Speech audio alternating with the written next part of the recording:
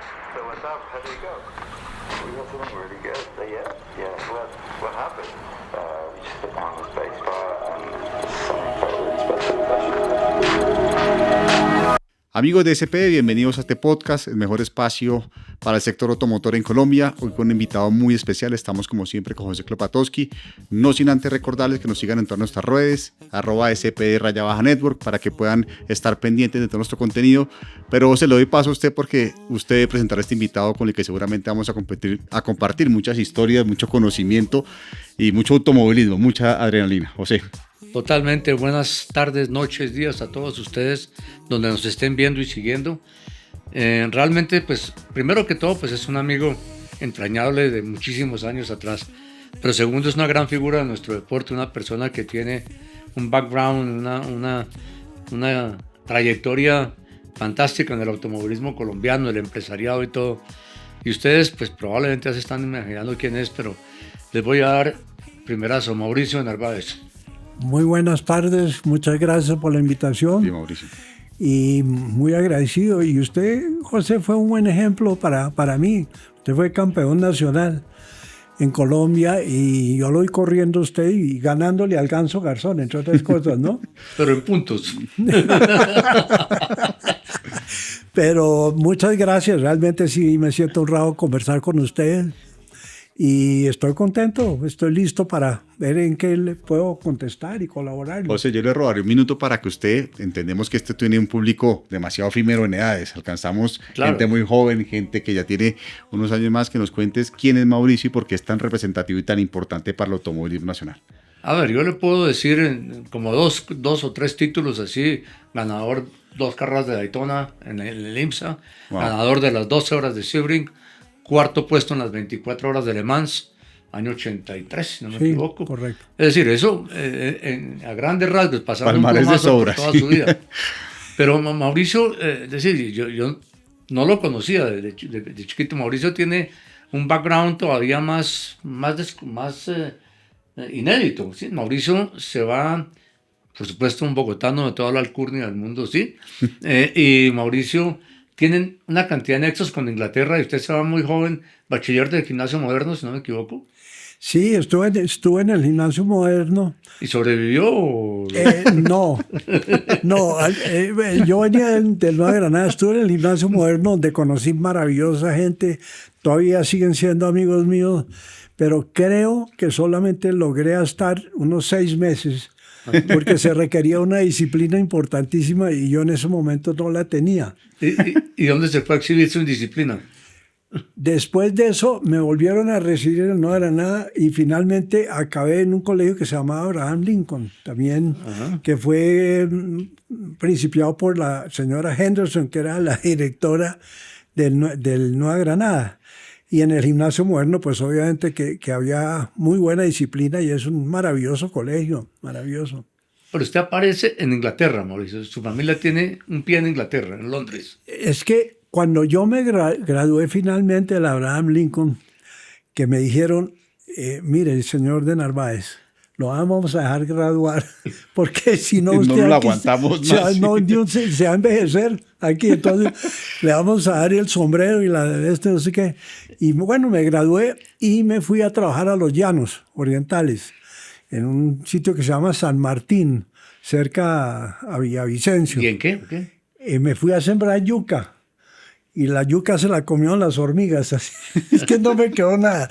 Y mientras tanto, mi mamá, que había estudiado en Londres y mis tías, etcétera, decidió que ella se iba a vivir a Inglaterra y se casó por segunda nupcias con un gran hombre, coronel Vandeleur, que entre otras le dio mi educación en ingeniería gracias a él, donde estudié en Londres casi 5 años. Estuve viviendo ya en Londres y obviamente todo con automovilismo, siempre, permanentemente, todo alrededor de carros.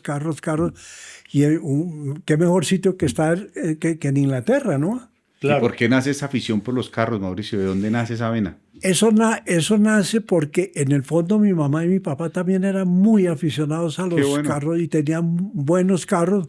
No quiero decir carros caros, digamos, tenían un Ford 52 o uno convertible, pues manejaban muy bien. Y mi mamá tenía un Buick 40 y pico, y ella en esa época manejaba a una finca que había en Fusa, y ella manejaba por las carreteras antiguas de San Miguel y eso, Claro. que en esa época era raro, ¿no?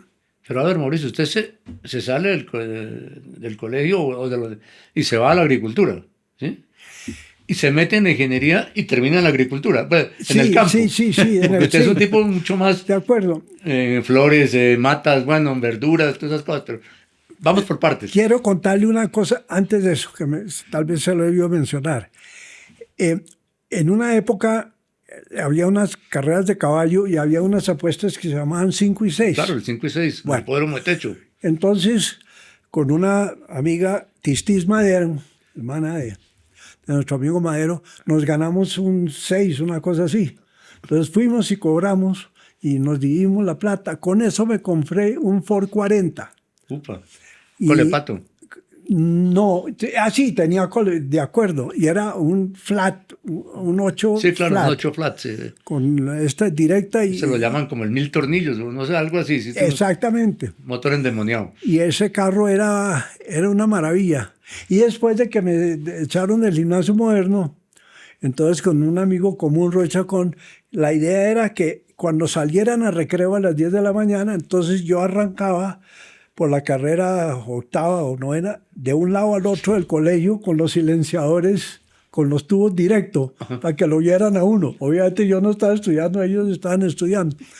Pero bueno, entonces viene a la parte de agricultura, como dice usted, fui a estudiar ingeniería, que me sirvió mucho para las ¿Y se carreras graduó de carros. ingeniero? Sí, claro. No, ahí sí no, ya no, ya ahí sí, no, Ya tocaba, sí. Pero me tocó tomar unas clasecitas antes de que me recibieran en la universidad. Pero sí, así me gradué, principalmente porque me gustaba. Entonces ya no era ese esfuerzo me encantaba lo que estaba haciendo y todavía me sirve, todavía lo uso. Y me sirvió muchísimo cuando estaba compitiendo, porque en esa época no existían los sistemas que tienen hoy día de comunicación. Exacto, claro. La telemetría no existía. Y ahí hay un Era el brinco. piloto la interfase. Un brinco rápido. Te aparece en Guyana. Aparecía en Guyana porque... Corriendo en Guyana, algo así. Claro, es que, y es interesante esa historia, José, qué buena memoria la suya. Mire, yo en la universidad tenía un buen amigo que se llamaba Philip de Freitas. Portugués. Portugués. Claro.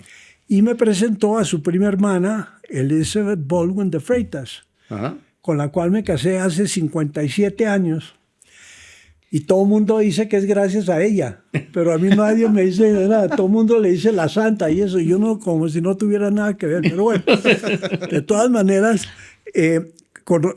estudiaba con Philip, y Philip era gente pues adinerada, representaban a General Motors mundial. Podían vender o Vauxhall o podían vender Chevrolet o Cadillac americano. Me dijo, mire, el campeonato del Caribe nunca lo hemos podido ganar. Entonces voy a hacer lo siguiente. Hay un señor que se llama Jack Brabham. ¿Usted se acuerda? De piloto de Fórmula 1 y tenía sus talleres allá. Que hizo sus propios carros. Es de los él y McLaren, de los únicos que han ganado el mundial en su propio carro. Claro, correcto. Exactamente. Ajá. Entonces Philip, yo no sé cómo y con cuánto y esto, pero Jack Brabham construyó un Vauxhall Ajá. para él, para llevarlo a Guyana. Entonces él me dijo a mí, ¿por qué no viene y corre en Guyana y corre este carro? Y me fui para Guyana. Y al mismo tiempo, Elizabeth, que estaba viviendo en Londres, regresó a Guyana. Y bueno, en fin, y la carrera la ganamos, ¿no? Sobra decir que ya era un carro que era... superior. Sí, eso era casi darle pena a uno y parar un poco para que pasaban, pero la ganamos. Y ahí también me casé con Elizabeth en el año 68, algo así. Lo empato más adelante. Lo vengo a conocer a usted, carrera novena, calle 63, esquina. Correcto. Cuando sube uno de la Parque Chapinero, un taller ahí, Sí. arreglaba carro. Y aparece usted en las pistas en Colombia, si no me equivoco, preparando el Falcon de Felipe Botero. Claro, con Roy Chacón, que Roy tenía una habilidad fantástica para entender cómo funcionaban bien los carros y le preparamos el carro a Felipe Botero. Correcto. Era un Falcon 66 rojo, en el cual sus padres, Douglas Botero, y ellos no estaban muy de acuerdo, pero la abuelita de Felipe nos giraba. La abuelita por debajo de la Sí, mesa pasaba sí, plata sí, para Felipe, sí. pero él nunca pudo correr porque estaba prohibido en la familia. Estaba prohibido en la familia, y eso que sus padres tenían muy buenos carros, ¿no? No, claro. Sí. Pero sí, estaba prohibido por cuestiones de herencia de empresa, etc. Ese carro tiene un punto y una inflexión importantísima en el automovilismo. Felipe aparece corriendo unas 6 horas de Bogotá, de las cuales yo era el director, que eran en ese momento bajaban por el tercer puente, iban hasta la Caro y venían por la carretera de arriba. Felipe llega en el Falcon y estaba el Ganso Garzón. Me acuerdo que el Ganso estaba estrenando frenos de disco en su carro, que eso pues era un carro prehistórico, básicamente, sí. Yo me acuerdo que el Ganso frenaba y tenía resortes, hojas de resorte adelante, y el puente delantero hacía así con los discos y volvía a su lugar. No sé cómo lo manejaba, pero sí sé cómo hacía la velocidad. El Ganso andaba de cuneta en cuneta. El Ganso nunca andaba por la carretera botando piedras, y ustedes le habían quitado la parrilla al Falcon. Correcto. Y se le incrustó una piedra en el radiador, cuando Felipe le iba a ganar. Exactamente, eso es la verdad. Y le habíamos quitado eso para que pudiera respirar para el motor, porque ya lo habíamos subido a una potencia y no teníamos un buen radiador de aceite ni nada de eso. En esa época uno como que no se le ocurría eso. Eso que eran 200 caballos, 220 caballos. Haz de cuenta eso. Un 289, el motor famoso. Era un 289. Que ese carro es el contemporáneo del Mustang. Exactamente, y ese carro tenía una cosa curiosísima que había que entenderlo bien, que cuando uno doblaba el carro se torcía un poco, entonces usted tenía que esperar a que enderezara para poderle meter el cambio. ¿Se flectaba el chasis? Sí, claro, Qué barbaridad. porque estaba preparado el motor, estaba preparado en suspensión, todo lo que tú quieras, pero todavía nos faltaba llamemos estructura. ingeniería Claro. para el carro, pero es un carro, creo que, si no me equivoco, lo tiene Tommy Stoyer. No, hicieron una réplica. Ah, sí. Felipe volvió a comprar uno y hicieron una réplica y lo tienen. Ah, qué bien. Ese carro, pues yo tengo 2 anécdotas. Una, pues de Felipe, concretamente otro gran amigo a quien saludamos con todo cariño, ¿sí? Claro. La primera, Felipe, como tú decías, pues la abuela le Sí. alcahueteaba por debajo. Felipe se compró un Escort, un RS 1600 Rally en Inglaterra, ¿sí? Wow. En un invierno, y se llevó a la abuela desde Londres hasta Madrid, derrapado por todas las carreteras de Europa. Qué bárbaro. Claro. Ese nunca lo corrió ni nada que yo sepa. Y después en el Falcon, un día yendo para Girardot, no, había una carrera en Girardot y me dice, Felipe, acompáñame a la revisión. Y nos fuimos, él no podía correr por todas esas cosas de familia, y bajamos en ese Falcon absolutamente despepitados por Silvania. Y yo me acuerdo, estábamos entrando en la carretera de Silvania, tenían los escapes por Claro. un lado, y pasamos a un señor, hostia, 170, una cosa así, el tipo iba en su Renault 4, y el soplino, cuando yo miré por atrás en lo que se alcanzaba a ver, el tipo iba a botes por la cuneta, ojalá no nos esté viendo para que no le eche la Pero culpa a pregunto, Felipe. Felipe era un virtuoso al volante, porque Buenísimo. en definitiva nunca corrió, por lo que leo. No, pero era manejaba Un divinamente. pilotazo. Divinamente, Un pilotazo. Ok. Y eso que tú estás mencionando ahorita, que es muy interesante, porque a mí, digamos, en Estados Unidos, en Europa, me preguntan, bueno, ¿y usted dónde aprendió a correr? Eso te iba a preguntar, Ahí porque la vamos. ingeniería llegas y todo, pero ¿dónde nacen esas manos? Porque las manos hay que tenerlas. Te voy a explicar dónde aprendí a correr. Yo tenía un Lasalle en 1939, que entre otras por eso convencí a Alice que se casaba conmigo, porque no le dije que era un Cadillac. No le dije que era un Cadillac Lasalle. Sino Bueno, un pero Cadillac Lasalle era más que un Bueno, Cadillac, ¿no? Claro. Pero bueno, ese carro era de 2 puertas, pesadísimo. Y me bajaba de Bogotá a Fusa por San Miguel, entendiendo perfectamente que un error era caerse uno Girardot. precipicio abajo. Claro. Entonces después corriendo en una pista donde usted se sale a la arena, No pasa y nada. No pasa nada. Entonces usted no puede sentir miedo después de haber hecho eso. Hice una proeza muy simpática, que para entender posteriormente por qué podía correr, especialmente de noche. Mi abuelo tenía un carro aquí en una casa en Usaquén, se acostaban temprano. Y ya cuando estaban dormidos, yo cogía el carro con un amigo mío, Germán Gómez, y sacaba el carro, que era un Hudson Jet, una vaina que... Pero eso era importante. y eventualmente me estrellé corriendo contra Casimiro Cummings y el motor quedó adentro del carro. Uf, Pero bueno, entonces cogía el carro de noche y me iba a Bogotá, no voy a ir todos los pueblos, Bogotá, Honda. Upa. De Honda cogía para Ibagué destapado. Hoy antes no habían carros en esa época de noche.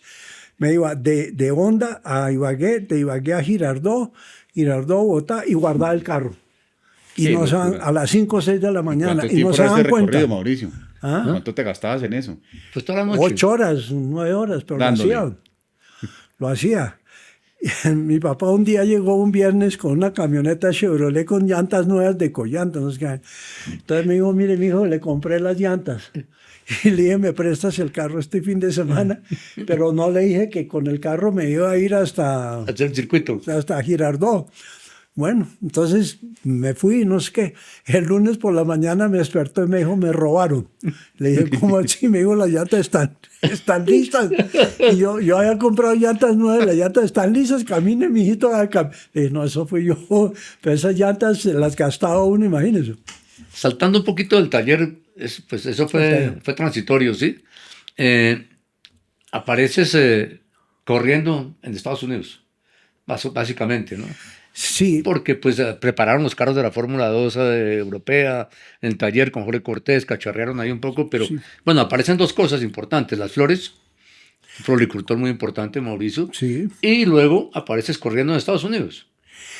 Sí, el taller lo teníamos con Roy Chacón, ¿te acuerdas? Sí, Un por gran supuesto. amigo tuyo y mío. Y tuyo también, desde luego tú tal vez no hayas nacido, pero en fin. Del taller principia el negocio de las flores. Ajá. Y en esa época había tal vez 4 o 5 ya lo que llamaban floristerías montadas y yo pensé que yo podía pues, hacer más o menos lo mismo.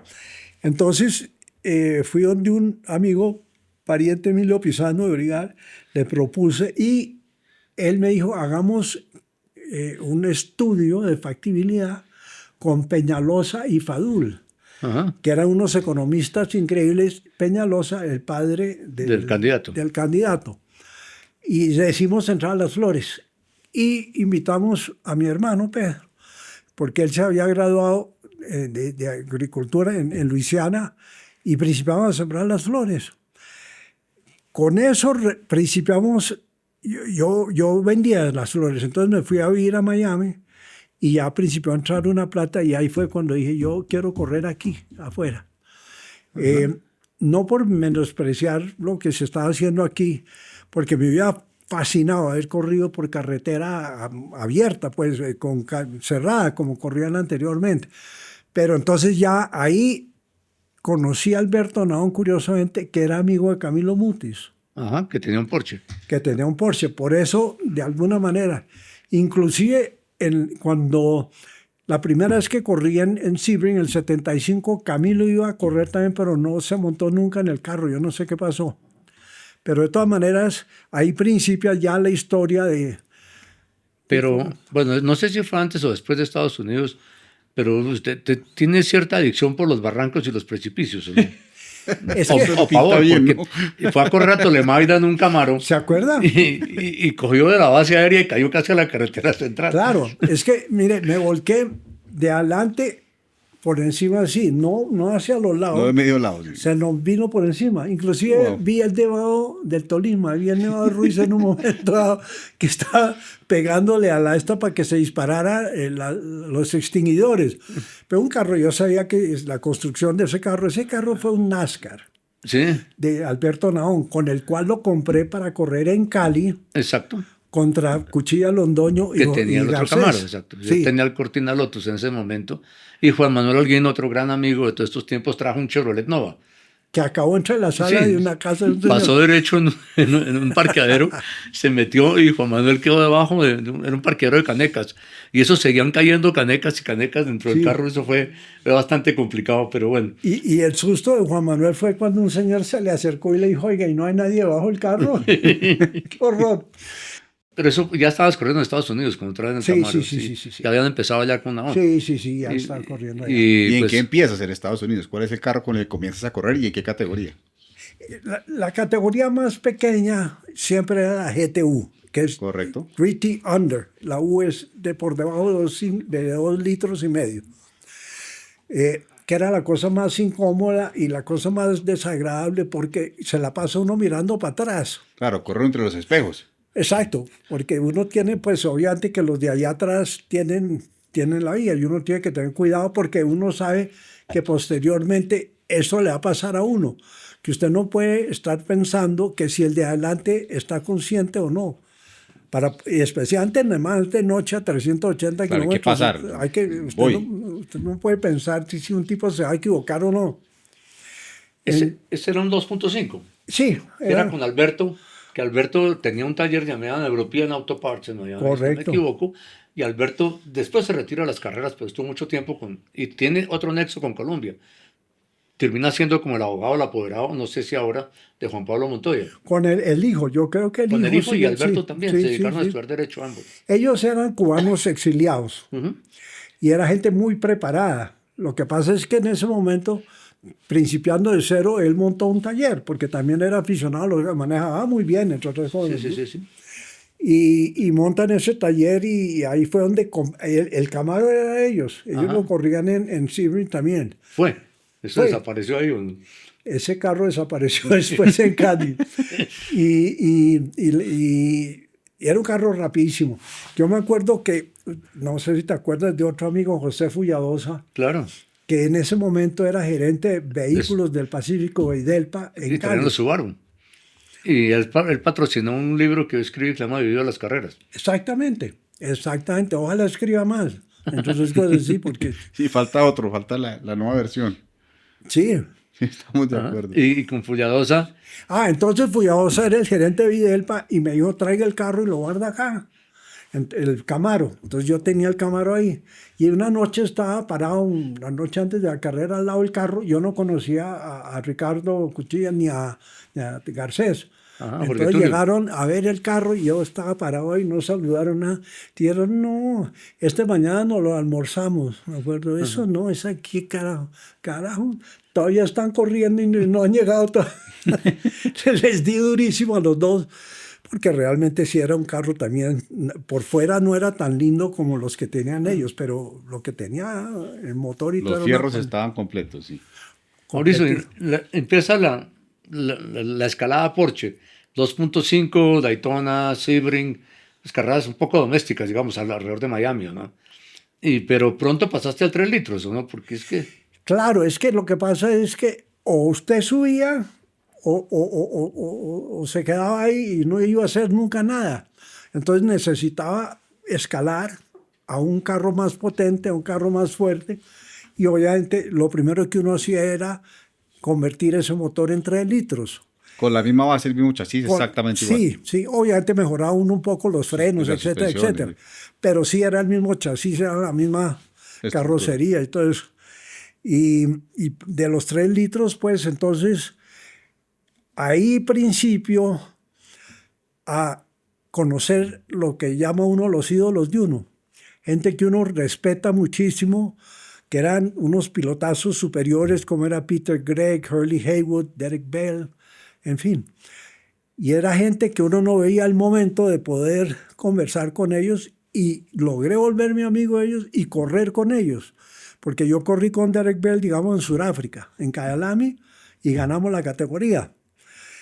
Con un 935 también. Y corrí con él después, con Derek, en Road America, no nos fue bien.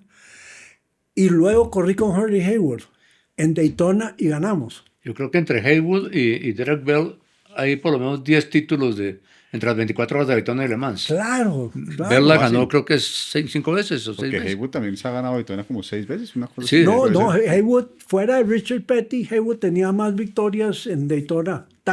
Creo que logró superar a Richard Petty de NASCAR. No, Haywood se había ganado todo lo que usted quisiera. Y era, es que mire, como manejaban eso funcionaba en Jacksonville, ¿no es cierto? Sí, en Jacksonville estaba Brumos Porsche. Brumos Porsche. Mire, antes de seguir adelante, este número se hace histórico. ¿De dónde sale 46? Mire, hay varios motivos por los cuales, digamos, consciente o inconscientemente lo puse. El primer Porsche que corrió en Le Mans, si no me equivoco, ya el número 46. Entonces, Sí, creo que era el 46, y de golpe se me ocurrió el 46. Pero cuando gané, curiosamente, no sé por qué esa vez, y la única vez que me pidieron que cambiara el número, me dio en el 48. Y José me dijo, ese es el número suyo de la suerte. Y con ese ganamos las 12 horas de Sebring, con el 48. Ajá. Y también por ahí apareció el 25, bueno, ya hablaremos de eso más adelante. Sí. Este es el famoso carro, eso también tiene otra historia, ya vendrá más adelante. Este es el 48, que es el de Sebring. Exactamente, ese es el carro de Sebring que está en un museo, otro museo hoy. Ahí viene, digamos, en los Porsches, pues para poner en contexto histórico a todos nuestros amigos, estamos hablando de los años 80, Sí. 79, 80 Hasta y el tal. 87, más o Yo menos. recuerdo la primera vez que fui a 80. Daytona, tú corrías en el 2.5 Sí, y estaba Jack Hicks corriendo el Martini, claro. que era el primer turbo, ¿sí?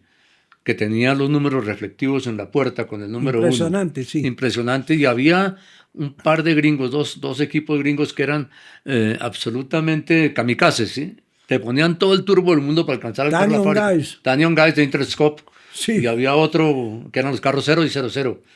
Y otros dos carros que había. Sí. Pero eso, digamos que los 935 estaban empezando ahí y ustedes andaban todos en 3 litros. Sí, Y correcto. tu campaña empezó todo en los 3 litros, con Claro. el famoso 46 que estábamos viendo y tal.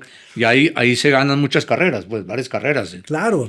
Es que, mire, a mí el carro Porsche, cuando yo los veía correr aquí en Bogotá, que los corrían los tíos de Jorge Cortés, los Cortés Boschel, parientes también de Felipe Polo Boschel, de Felipe Otero.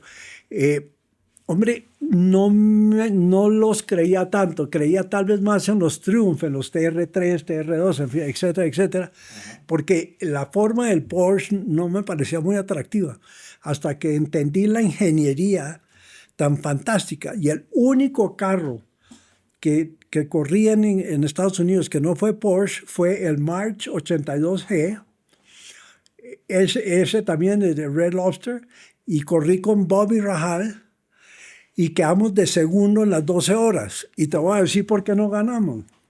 Porque el carro se quedó en la tercera hora, se quedó en tercera. Entonces no podíamos hacer cambios, sino siempre corriendo en tercera 9 Wow. horas. Y con esas rectas que hacían a tope. Ahí aprendí, ahí apliqué lo que aprendía uno aquí, que era empujar los carros, doble clochar, hacer todo demás, y tener cuidado con las vueltas. Pero había una parte que era gravísima. Sebring tiene una curva que es casi de primera, poner primera. En esa curva tenías que tener cuidado de no quemar el clutch Claro, se te da un poquito de vuelta para sacarlo. y donde se te apagara el carro ahí, hasta ahí ¿Y esto era llegaba. aspirado o era turbo? No, era aspirado. Aspirado. Chevrolet. Y como te digo, era diseñado por nuestro amigo Newey. Atrás Newey. Y quedamos de segundo. Nos ganó John Paul como por 10 segundos, 15 segundos. Nada. El carro lo ha clasificado Bobby. Bobby Rahal es uno de Claro, los grandes pilotazo, pilotos Indy, del claro. mundo. Ganó Indianápolis. Uy, sí, un tipo fantástico, además un caballero, con muchísimo dinero. Y el padre hizo el dinero con las frutas colombianas. ¿Ah, sí? En esa época estaban importando frutas en pulpa y en jugos. Y con eso hicieron una fortuna increíble. Porque Bobby llegaba en su jet privado, él no hablaba de plata ni nada, pero él llegaba en esa... Y terminó. Hasta hace poco era el presidente del Automóvil Club de Estados Unidos, ¿no? Claro. De la FIA allá. Y alguna vez en Laguna Seca estuve con él y le recordé. Su amigo Mauricio Narváez, amigo, lo recuerdo mucho. Claro. Porque corrieron juntos ahí. Pero, porque es decir, digamos, entre paréntesis, le cito, Derek Bell, compañero. Sí, Jochen Mass, absolutamente. que murió hace poco, ¿sí? Sí, Holly Haywood, sí. ganador de Le Mans varias veces, Claro. y de Daytona, y todo eso. Johansson. Stefan Johansson, para ganar en Sebring. Hans Heyer. Hans Ayer, Stefan Johansson, que curiosamente fue el gran rival de Roberto José Guerrero en la final de la Fórmula 3 inglesa, Claro. unos años antes, venía de ahí. Y después fue piloto de Ferrari.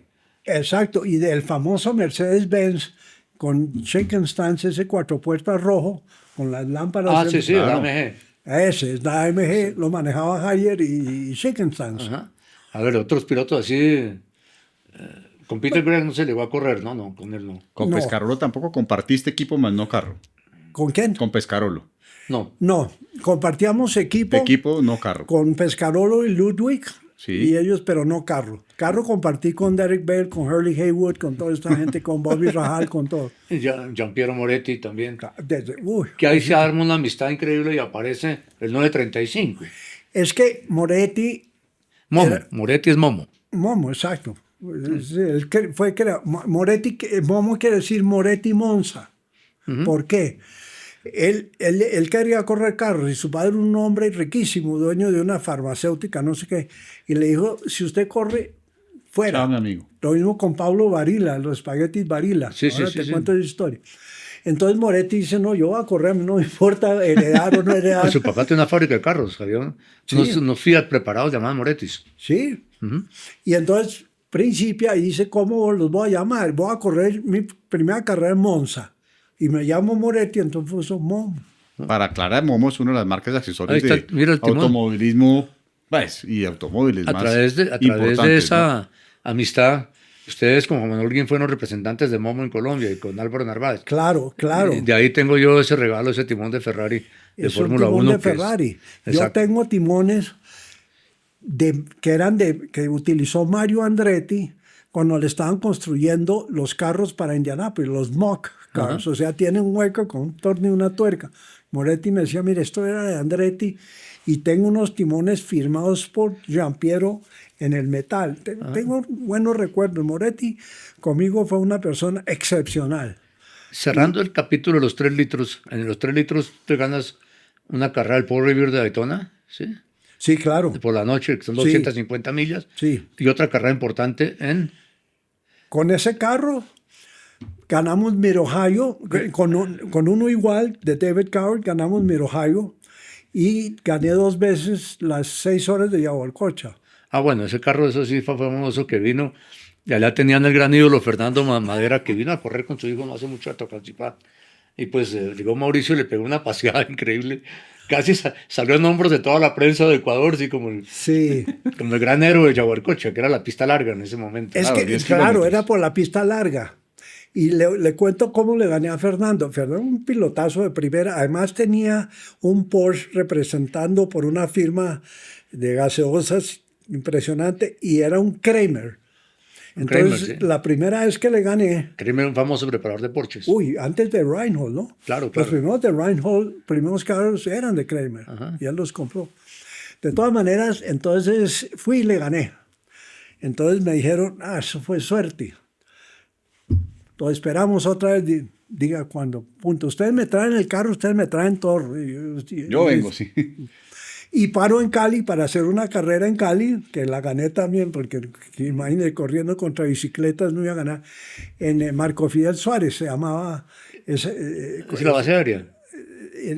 que eso era algo militar o La algo. base Sí, aérea, la sí. base. Sí, se llama así. Ahí estaba Pedro, su hermano, también con un Porsche 2.5 amarillo, ¿no? Claro, exactamente. Y de ahí seguía, pues ya montaba en el carro un camión para ir a Ibarra. Y la vaina, no sé qué. Entonces le gané a Madera. Y le gané de la siguiente manera. Esa pista, que era larguísima, tenía una bajada brutal y luego subir. Cuando tú llegabas en la parte de abajo, tenías o la parte limpia o la parte sucia. Entonces la parte sucia, todos sabemos, o ustedes que son pilotos saben que si usted toca la parte sucia, que puede ser o de caucho de la llanta o tierra, está envainado. Va para afuera, claro. Pero yo dije, lo voy a pasar ahí. A ver, por una vez y por todas, le voy a mostrar a este tipo cómo es la vaina. O me salgo o lo desbarato. Ya cuando estamos llegando abajo al lo pasé por ese lado y salí. No sé cómo, pero salí. Desde entonces el señor Madera Se dedicó desmoralizó. a producir ruanas y vainas, porque no. Entonces después me volvieron a invitar y también le volví a ganar. Pero un caballero, un gran Sí, hombre. por ejemplo.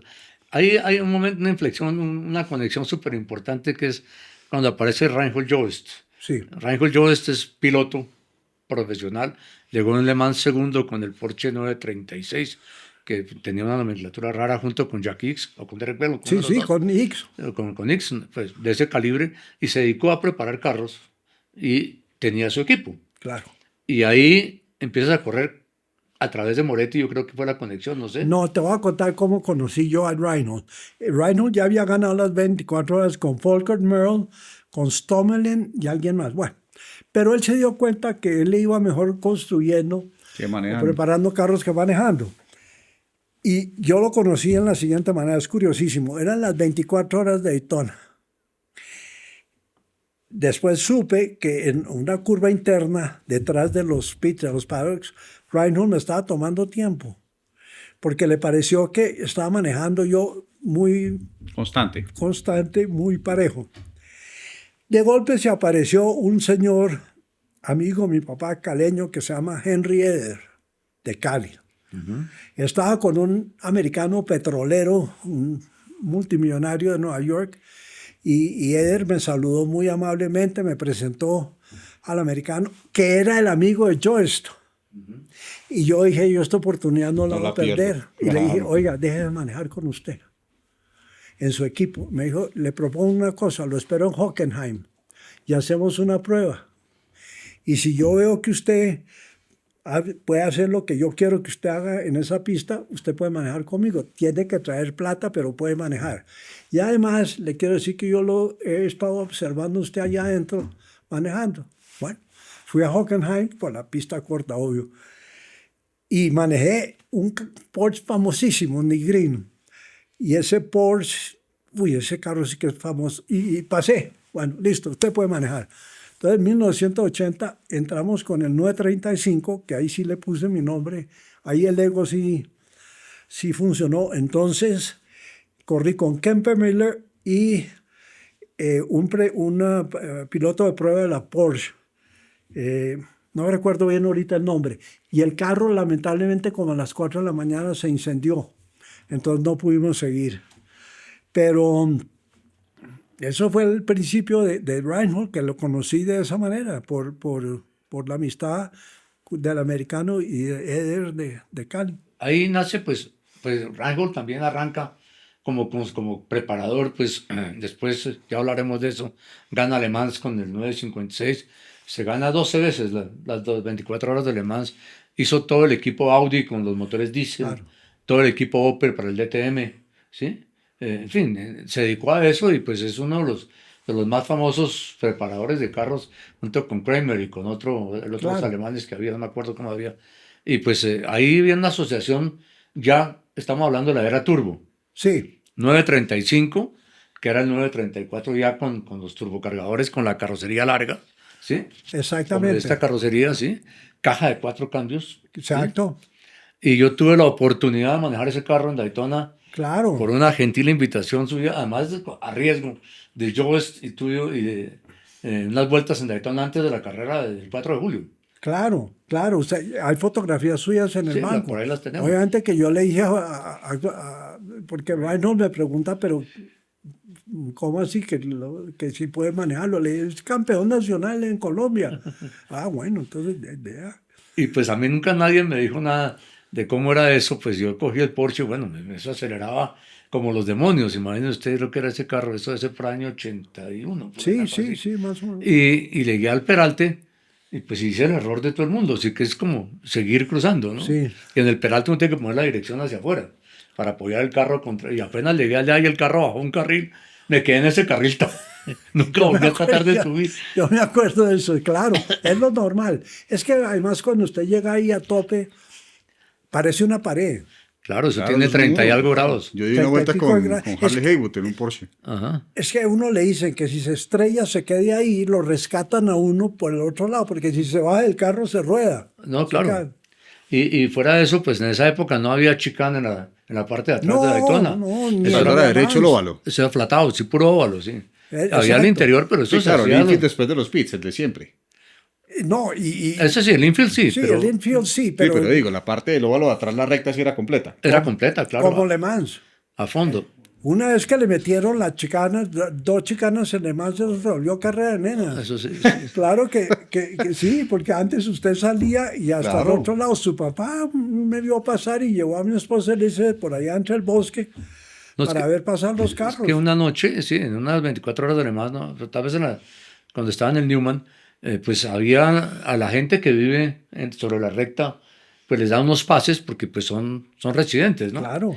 Los ribereños los llaman. Entonces Sí. nos dieron unos pases y nos fuimos con Elizabeth 2 o 3 de la mañana a ver pasar a Mauricio.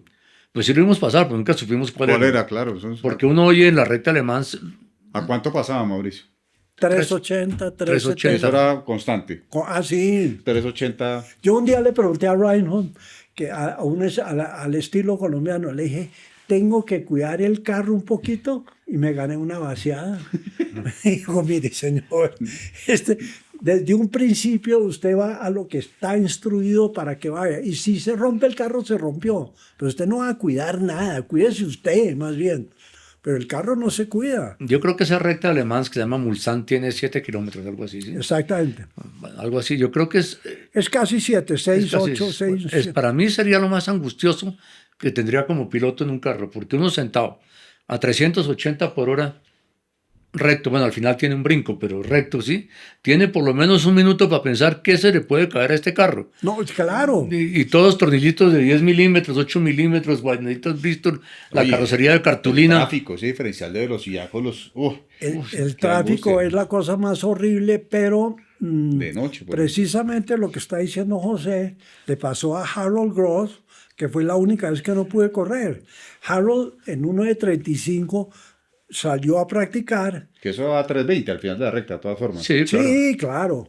Ah, no, es que por debajo de 300 uno no puede estar allá.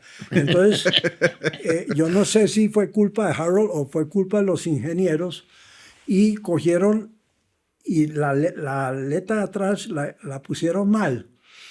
Repito, puede que Harold les haya dicho, haga esto, esto. Y al llegar al final de la recta, como dice José, hay un brinco, el carro siguió y se metió Puse entre mucho los... downforce atrás y más adelante otros dos vehículos, un Mercedes y un Porsche caen en esa misma subida de más. Sí, Hay una anécdota, pues cuando Mauricio corre en el 956, Diego Montoya también lleva un Sauber. claro. El señor Peter Sauber no estaba todavía en la Fórmula 1 ni nada. Y ese carro era bastante empírico, el Sauber, ¿sí? Yo fui donde Diego y Diego salió a la vuelta de installation y paró. Y el señor Sauber le dijo, bueno, ¿y estas cosas del tablero dónde estaban? Puntero ahí, yo le he echado este cuento aquí. Y Diego dijo, no, pues yo no he mirado nada. Y dice, vaya, pero mira a ver, si está allá, devuélvase despacio, ¿sí? Si está aquí, está bien. Eso estaba conectado con la suspensión delantera. Entonces es como unas piernas, unas guayitas. Entonces Sí. quería que la trompa estaba en el aire, ¿sí? Cuando estaba el puntero allá. Claro. Y Diego llegó y dijo, no, el carro estaba flotando básicamente y Peter le puso una trompa distinta. Ese día fue histórico porque Mauricio llega cuarto y Diego con Tony García y con Alberto Nahón llega noveno. Que fue Correcto. El único no Porsche. una famosa propaganda de Porsche Claro. que dice Claro. que no todo es perfecto. En los 10 primeros había un Sauber. Exactamente. El otro día encontré algo parecido y se lo di a Germán Mejía, nuestro amigo. Pero esa publicidad era buenísima. Porsche Claro. sacó eso. No todo el mundo es perfecto. Nobody's perfect. Sí. Y de noveno está el Sauber de... Mauricio, ¿cómo era manejar Le Mans en un carro? Estamos hablando que hoy en día tienes testigos en la cabina, si viene un no, carro sí. detrás. ¿Qué era en ese momento pasar a 400 por la recta en un carro? Además en esa penumbra, solo un túnel. ¿Sí? Es que lo que pasa, bueno, yo nunca llegué a 400, llegaba a Digamos 380 igual, eso 385. sigue siendo una Sí, lo mismo. barbaridad, los 20 ahí ya. La mente se acostumbra a la velocidad. A cualquier persona que nos esté escuchando que salga por la carretera donde pueda y va a 80, al principio le parece rápido y después se estabiliza y 80 le parece normal.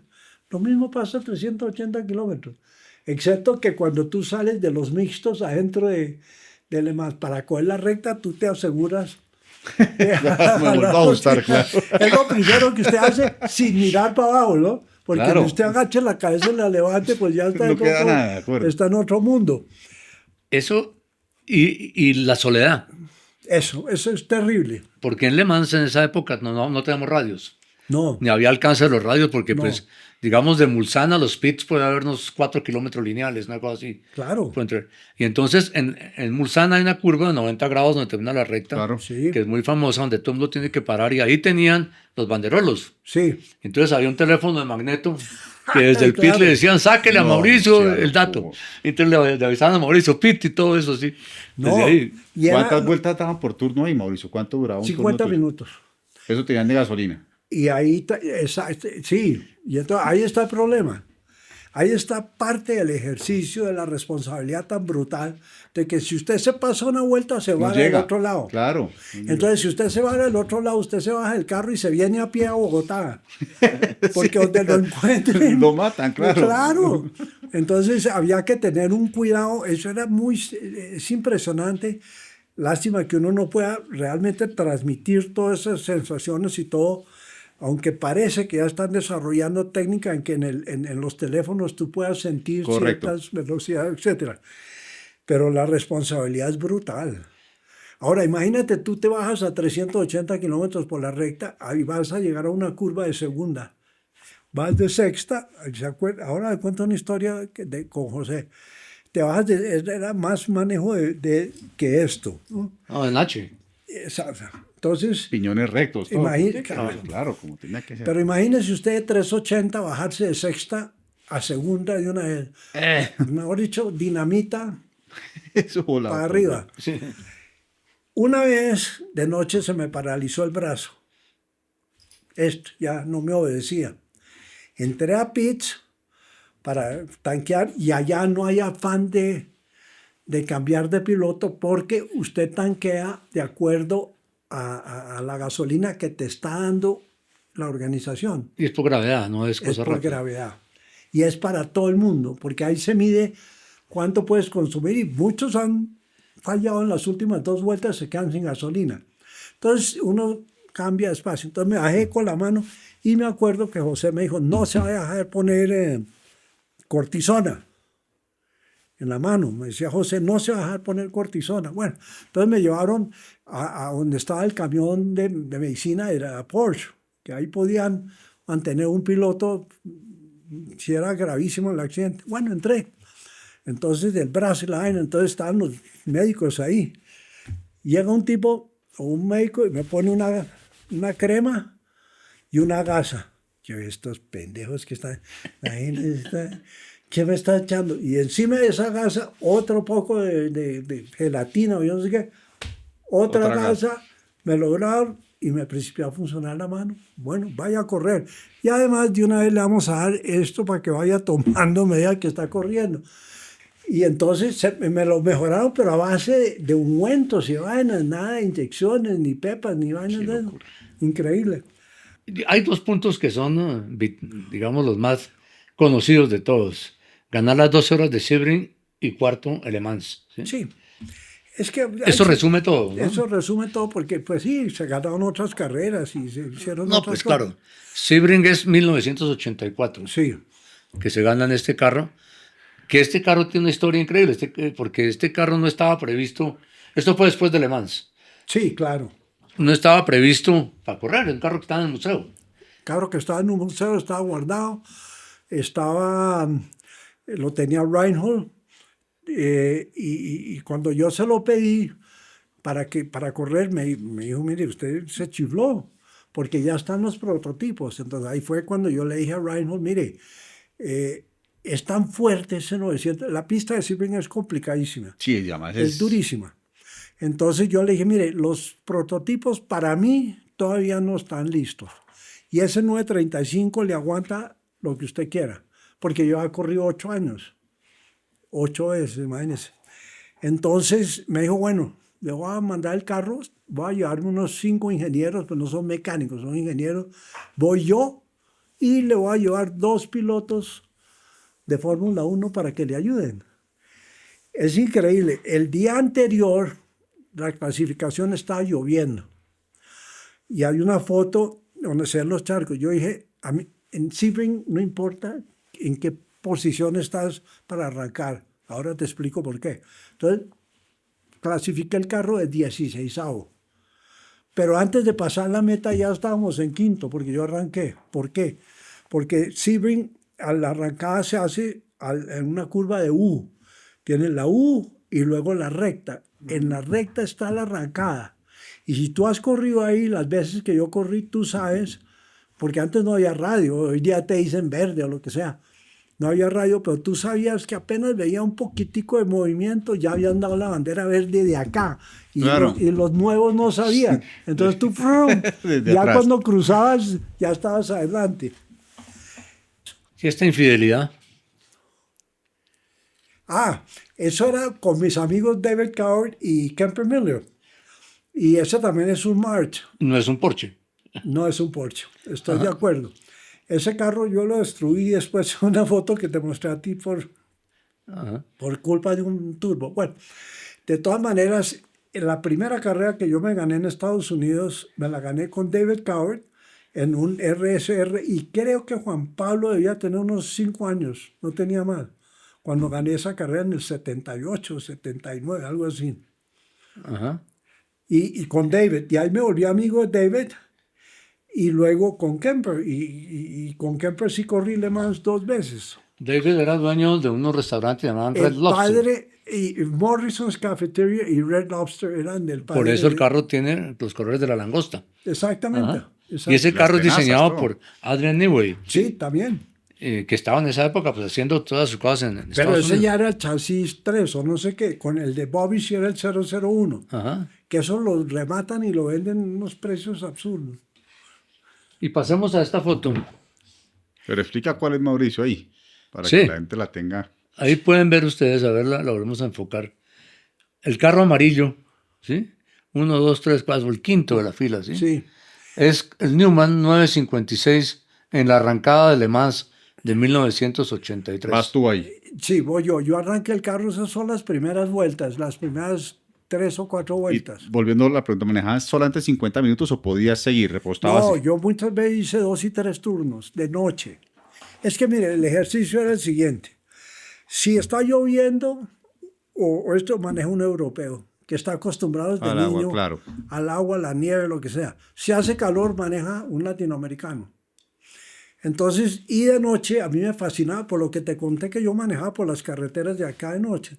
Entonces me gustaba manejar de noche. Entonces Reinhold nos preguntaba, ¿usted está listo a correr 2 o 3 turnos seguidos? ¿Por qué? Porque entonces puedo dormir unas Claro, 2 horas. Claro, claro. ¿Te Entonces, dobleteas tú? exacto. Y luego Volker también manejaba 2 o 3 horas. Entonces uno podía acostarse y dormir. Es que parte del ejercicio Descansar. es descansar y poder controlar la adrenalina. Yo tuve la oportunidad de volver a Le Mans después de haber estado en estas carreras, ahora les muestro otras fotos, cuando yo estaba con el equipo Audi. Sí. Y fue muy diferente conmigo, me volvió a saludar y todo, porque estaba Claro. en tu época en pura camaradería. Y me decía, mire, Clopa, nosotros cuando vinimos con Mauricio y cuando yo gané Le Mans, teníamos un equipo de 20 personas. Somos 180.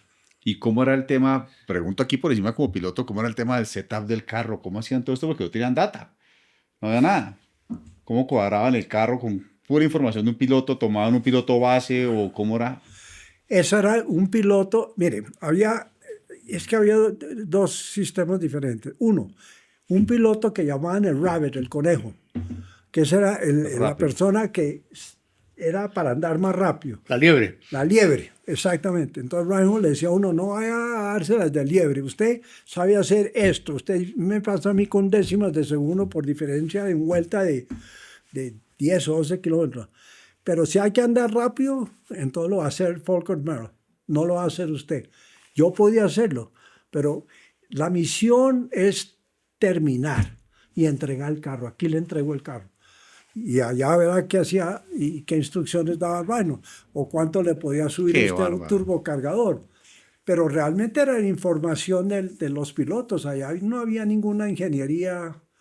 José me mandó un video que encontró hace unos 4 meses, 3 meses, en que me preguntan que si a mí me da miedo montarme antes de una carrera. Entonces yo digo que un poquito, pero que una vez que estoy en el carro, me tranquilizo totalmente porque sé que estoy en otro mundo. Y yo sentía eso. Yo a veces me bajaba del carro y le decía a Lizeth, ¿dónde estuve? Porque la concentración es tan brutal que en un momento dado te saliste de... Sí, del esto no misterio. en la que está y se le olvida el universo, ¿no? Está uno Tú con lo el casco sabes, puesto. tú lo sabes como piloto. Entonces, y en una carrera de esas de 24 horas, de 12 horas, donde estás compitiendo contra lo mejor de lo mejor, pues más aún, ¿no? La concentración y la preparación mental. La parte mental es, obviamente tiene que estar hidratado, tienes mejor dicho, eso lo sabía uno. Uno duraba una semana comiendo proteínas y 2 días antes era carbohidratos, desayunaba uno con pancakes, con waffles, con panes, con Pero espagueti. era empírico, ¿no? ¿Sí? Eso, más o menos lo que decía la gente, pero eso no tenía un seguimiento científico. No tenía ninguno. Del otro día en un conversatorio con Porsche estaba Egan Bernal, el ciclista, Sí, sí. y le preguntaba a usted cómo entrena. Y me dice, no, yo voy a Villeta, me conecto por mi teléfono, sí, con mis managers en Inglaterra, Sí. el médico, el manager y tal, y Ah, no. empiezo el ascenso. Me dicen, mire, le falta un kilovatio, un vatio o no sé Sí. qué, aquí va gastando tanta energía mal, siéntese en esta posición, recupere y tal. El tipo hace toda la subida conectado con Inglaterra, con toda clase de seguimientos. En esa época, pues, era bastante folclórico, pues, digamos, era bastante familiar. Miren esta foto y voy a pecar aquí de inmodesto, aquí en esta punta, o sea, aquí en este sitio, estoy yo, Sí, correcto. tomando las fotos de cuando el famoso Le Mans que fue en el carro, en el Porsche 956 Newman, Correcto. que fue un patrocinador que hizo historia por el color Uy, amarillo y sí. blanco. Ese carro corrimos en Tokio, con los mismos colores, y allá la dueña de Newman, que era una marca de ropa, Sí. nos atendió una señora amabilísima. Hablando de ciclismo, a mí me pasó una cosa curiosísima, perdón que te cambie un poco el tema. Yo veía que los ciclistas les daban panela. Entonces yo dije, pues yo voy a llevar una panelita a Daytona y voy a coger un pedazo de panela y lo voy a meter entre el asiento, y en un momento dado que me sienta cansado, cojo y me como claro. una panela. Nunca se me olvidará ese error tan brutal. Saqué el pedazo de panela, me lo metí y me dio un shock de azúcar, yo no sé qué, pero casi me muero entre ese carro. Yo dije, eso no puede ser bueno para los ciclistas, no puede, porque es tal el golpe un de boost de azúcar una, tan sí. brutal de la glucosa y todo, que me hizo daño, no me sirvió para Voy a nada. complementar la historia. Yo creo que yo estaba cubriendo los Tours de Francia, que eran más o menos 8 días después de Le Mans, junio y Yo me julio. acuerdo. Y estaban los ciclistas colombianos. Y un día viene el médico del Tour de Francia, me dice, don Clopa, por favor, consígame una bolsa de los alimentos que dan a los ciclistas de Colombia, porque tienen las cosas completamente diferentes. Y yo fui, le dije a Raúl Mesa, al entrenador, le dije, bueno, no, claro, me dieron la bolsa. Y se le pasé al médico. A los 2 o 3 días vino el médico y me dijo, esto es imposible. Le dije, ¿por qué? Me dijo, esas galletas que tienen guayaba y arequipe que llamaban herpos, ¿sí? ¿Se acuerdan? Eso les daban a los ciclistas, eso no aporta nada. Y esa cosa carmelita que es caña de azúcar, un pedazo de panela de ese tamaño, ¿sí? Se toma 5 horas en digerirlo y hace mucho menos que un cubito de azúcar de la del café. Con eso no están haciendo absolutamente nada. Yo le conté a Raúl Mesa y creo que nunca volvió a ver panela en las bolsas de los Claro. ciclistas, ¿no? Porque pues, eso seguramente es un shock, pero Sí, no sé, pero no debían estar. Eso no funcionaba. no funcionaba, eso no podía funcionar. Ajá. Menos A mí mal no que me no funcionó. llevaste galletas de Herbo, pues. ¿Todavía las venden? Sí, por ahí se Es consiguen unas en los galletas que pueblos, son como seguro. que tienen mitad guayaba, mitad arequipe y unas planchetas. No se consumen, pero seguramente las venden. Mauricio, y bueno, de un momento dado termina el ciclo casi que simultáneamente de las flores y de las carreras, ¿o no? Sí, Pues no es una pregunta muy prudente, pero... no, está bien. Es que realmente llega un momento, primero que todo, pues el problema de que se estaba acabando el negocio de las flores, obviamente ya la parte mental no estaba funcionando lo mismo como para estar uno. Uno puede montarse en un carro de carreras y termina de último, pero si usted se mete allá adentro, entre otras cosas, la única manera de pertenecer al club, entre paréntesis, el club de los grandes, es cuando usted se estrella manejando al máximo. Claro. Mientras que usted no se golpee, usted no es nadie. Ahora, golpearse despacio es para imbéciles. Pero si usted lo ven corriendo tata y se estrella, bienvenido. Y ahí todo el mundo es amigo de uno, ya sabe que usted está manejando al máximo. Entonces, bueno, volviendo a Flores, termina eso. paso momentos muy difíciles.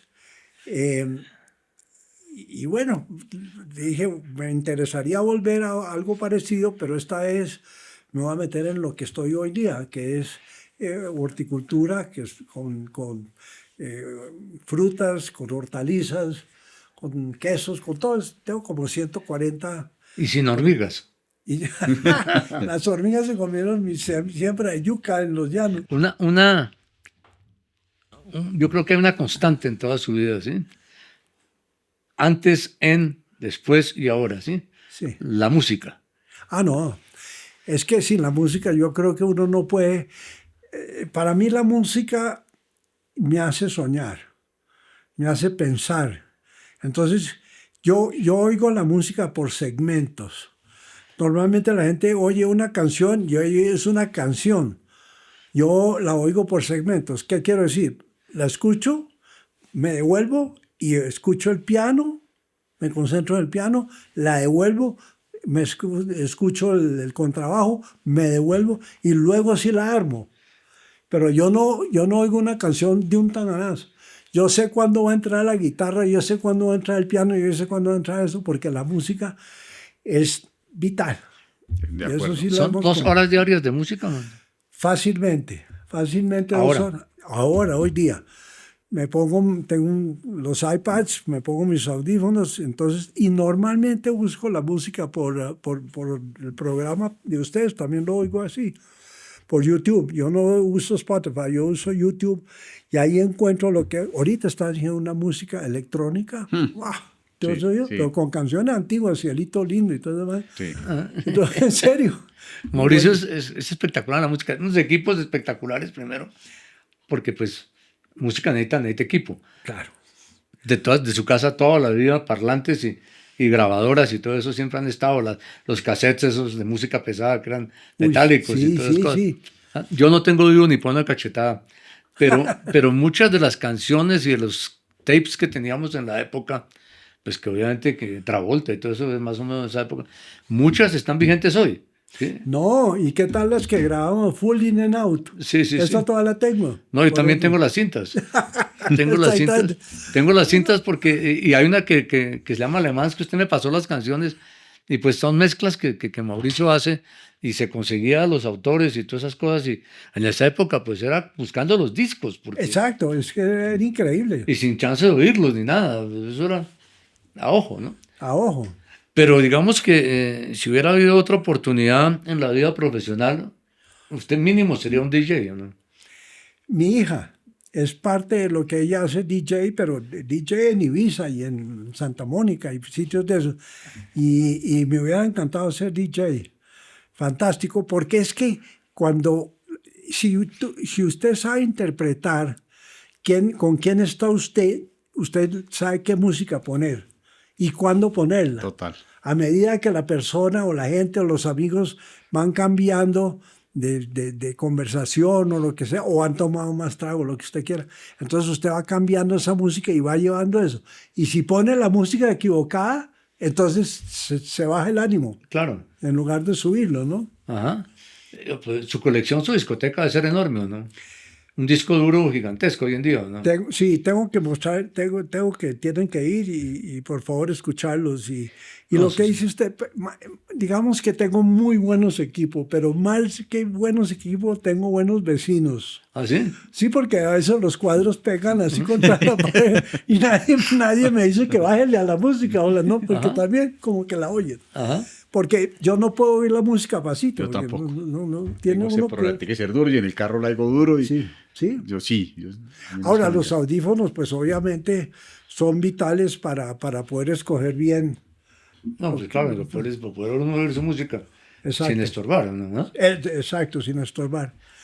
Entonces, sí, es interesante y yo sé que a usted también le gusta la música mucho, José. Sí, pero no tengo esas aptitudes ni la habilidad ni nada. Y realmente a mí me sorprende, Juan Pablo ha heredado las cintas de la época y las tiene grabadas y cuando estamos en la casa él las pone, claro. Claro, me encanta. para hacer el No, máximo. pues eso sí tienen que ir a la casa. United States and European Connection, me acuerdo. Eso, esa USA European Collection es una maravilla. Ahora lo interesante es verlo en diferentes versiones como lo van tocando. Y he descubierto, por ejemplo, usted le pregunta a un colombiano, ¿usted ha oído nombrar a Aniceto Molina? Nadie ha oído nombrar a Aniceto Molina. Aniceto Molina nació en Córdoba, Colombia. Ya murió, pero de ahí se va a San Salvador y en México se convierte en uno de los mejores acordeonistas de cumbia y se vuelve multimillonario. Aniceto muere en Texas, pero en Colombia Aniceto Molina no lo conoce nadie. Pero la única manera de conocerlo es estar usted dándole y buscando diferentes sistemas de esa clase de música. Hay otro mexicano maravilloso en cumbia, Celso Piña, que tocaba cumbia con la Orquesta Sinfónica de California del Sur. Y así sucesivamente va uno mirando las historias y todo. El otro día les cargué el garaje y usted tiene un aparato rarísimo, ¿sí? Una camioneta Chevrolet del 55, una cosa así, Sí, que por debajo es un monstruo, un veneno increíble, ¿no? sí, sí. ¿Eso de dónde salió ese aparato? Hecho ya en los años de retiro, ¿no? Hace poco.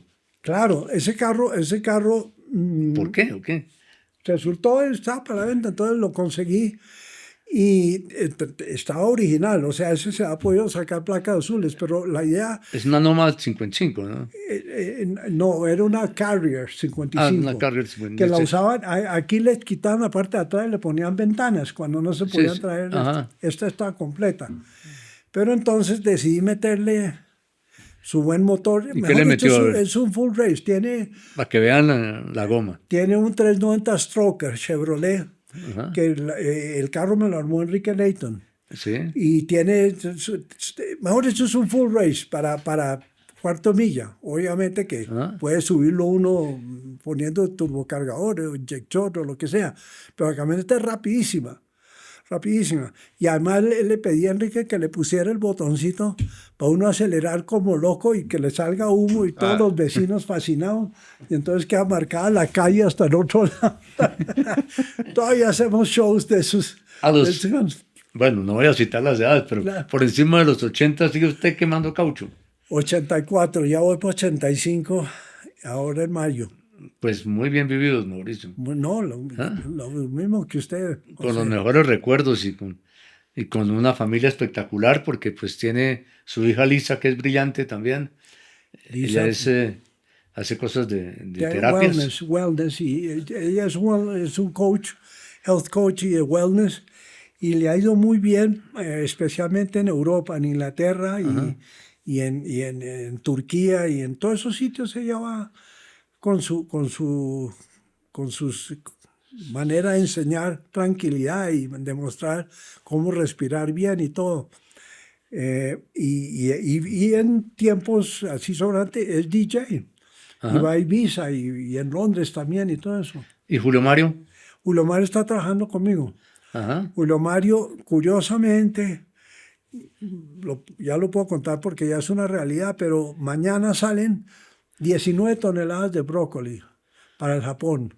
Ese es un emprendimiento que Julio Mario durante 4 años lo ha trabajado con un grupo de americanos que nos presentó la Cámara de Comercio AmCham y con un agente de Ipiales, cerca de Ipiales, y un americano. Pero había que cultivar para que la satisfacción de los japoneses, la calidad, etcétera, y obviamente que eso es IQF, o sea, Quick Frozen, o sea, se congela rapidísimo y se mantiene por debajo de 5 o 10 grados. Mucho más difícil poner toda la producción agrícola que usted maneja divinamente en el exterior, ¿sí? Mucho más difícil eso que haber aclimatado a Elizabeth en Colombia, su señora. Mire, Elizabeth vive, mire, eso es suerte. Elizabeth vive feliz en Colombia.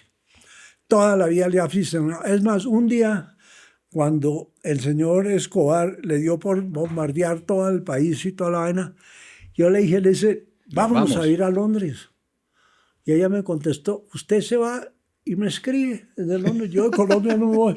Y entonces, de todas maneras, en unas vacaciones que obviamente vamos a visitar la familia, le dije, camine, vamos a una oficina de esas del gobierno inglés y decimos que si a qué posibilidad hay que nos ayuden para vivir aquí un tiempo mientras que uno puede trabajar. Fui. Pero le dije, pues no se peine ni se arregle, y, bueno, pongámonos ropa vieja que encontremos por ahí. Llegué delante de la señora y le dije, mire señora, es que nosotros venimos de Colombia y también estamos pensando salirnos de allá, venirnos a vivir aquí. Pasaporte inglés. Entonces la señora me dijo, mire, yo con mucho gusto le ayudo y le puedo dar un apartamento, pero yo no creo que a usted le gustaría vivir en ese lado. Me dijo, váyase, pues salga por la puerta donde todo usted no está nada. Y eso que estaba despeinado. Entonces, pero no, increíble, él se vive fascinada con Colombia, mis hijos también, gracias a Dios. Y yo, porque yo, este país me ha dado todo. Todo lo que yo tengo me lo ha dado Colombia. Y vivo encantado y entiendo perfectamente todos los problemas que hemos tenido, todos los problemas que tenemos, ¿no?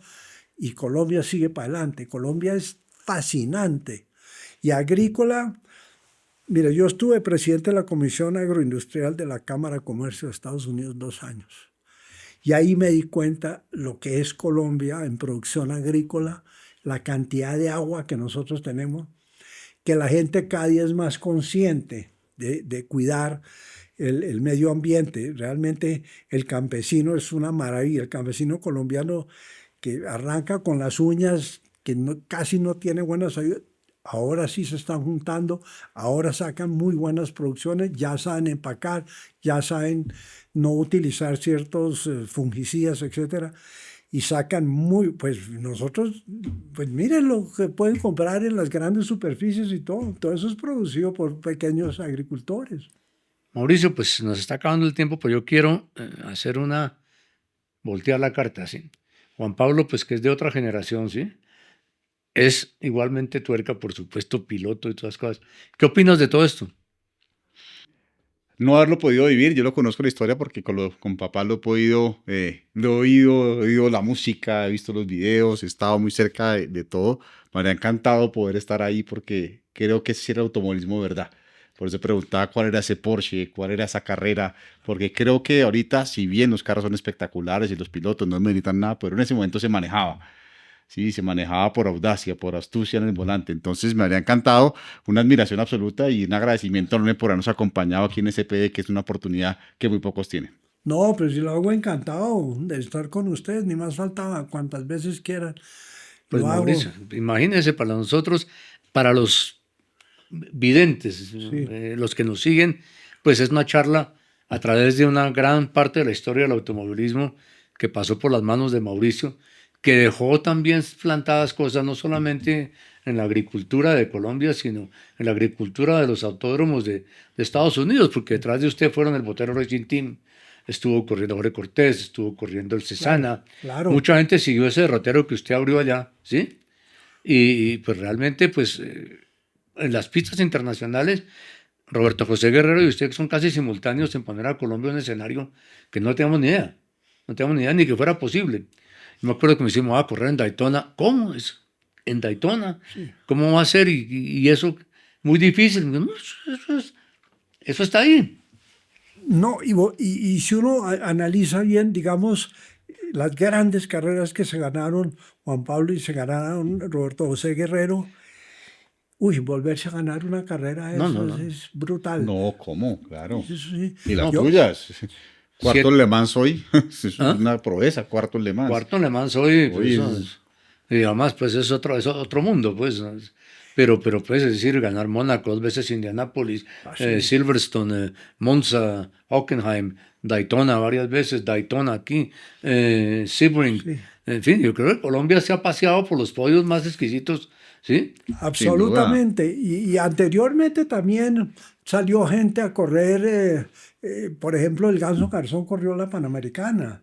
Antonio Izquierdo Dávila, Tomás Estoy. En Nassau corrieron. Sí. Corrieron en Nassau y todo eso. Lo que pasa es que no habían ido a Estados Unidos y creo que ese trofeo, las 12 horas Sebring, según se dice, fue el primer trofeo internacional importante que que llegó a Colombia, lo cual obviamente lo hice por Colombia también, por todos nosotros. Pues esa carrera, creo que latinos no la han ganado sino Juan Manuel Fangio, Exacto. usted y otro piloto, y posteriormente Cacho Fangio, un sobrino de Exacto, Fangio. el sobrino. Es que a mí me inspiró eso. Sebring, cuando yo llegué, mi primera carrera en 1975 fue Sebring. Y le dije a Elizabeth, me tengo que ganar esta carrera. ¿Por qué? Porque se la ganó Fangio hace 30 años. Ajá. Y no hay otro latinoamericano que se la haya ganado. Yo quiero seguir los pasos, imagínate, Fangio, de llegar de segundo. Pero si uno mira todos los pilotos que se han ganado Sebring, eso es fuera de serie. No, pues ahí está todo el mundo, todo el mundo ha estado Todos, pasado claro. por allá, todo el mundo, Sin sí. duda. ¿Usted tuvo una carrera en Miami con Guerrero? No, tal vez no. Con Roberto José nunca No, coincidieron. yo nunca corrí. Lo que sí intercambié con Juan Roberto son trofeos. ¿Ah, sí? Yo tengo trofeos con el nombre de él y él tiene trofeos con el nombre mío. Va a ser otro invitado nuestro, Roberto José, en fecha Pronto. próxima, porque también tiene una historia que tal vez las generaciones de hoy no la conocen, ¿sí?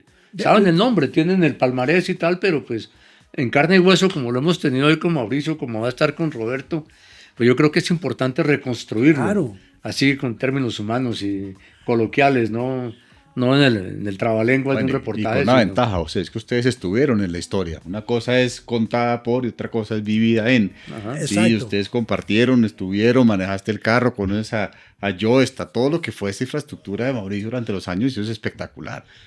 Pues sí. Sí, no, maravilloso y afortunadamente lo logramos hacer porque yo estoy haciendo cola para nocturna.